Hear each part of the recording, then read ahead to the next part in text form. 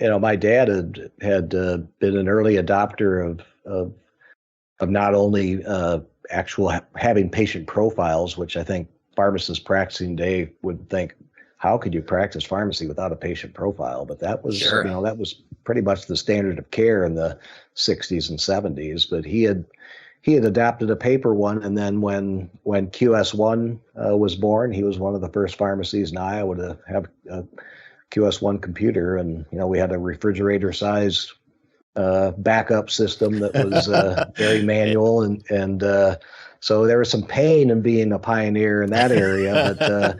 But we went to work for Walgreens, and we were using typewriters to type Sure. labels, and so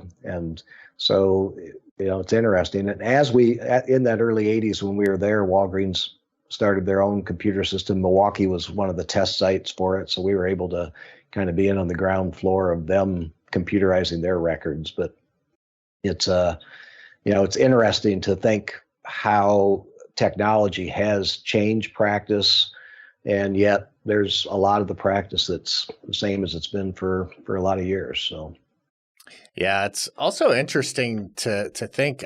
I feel like so many times we have conversations about the state of things today and how they're changing and in flux. And we seem to kind of compare that against this false narrative that things weren't always changing. And, change and chaos is always, that's the constant. And so it's interesting when you said that your father, Bob, was involved in the state board and involved with, the industry of pharmacy and affecting change. I think that's really important to remember, is that that's not new.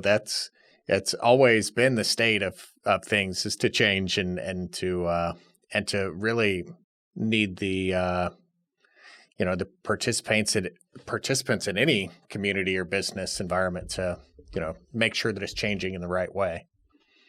Exactly, and I think it is easy to say I'm going to leave that up to somebody else, and I think that when I talk to students today, I said, there is nothing more important than finding what you can do to make your profession better, and just riding along and thinking I'm going to let that's somebody else's job is not only dangerous from what can happen to the profession, but also you're missing out on a lot of what can be a very satisfying part of your career.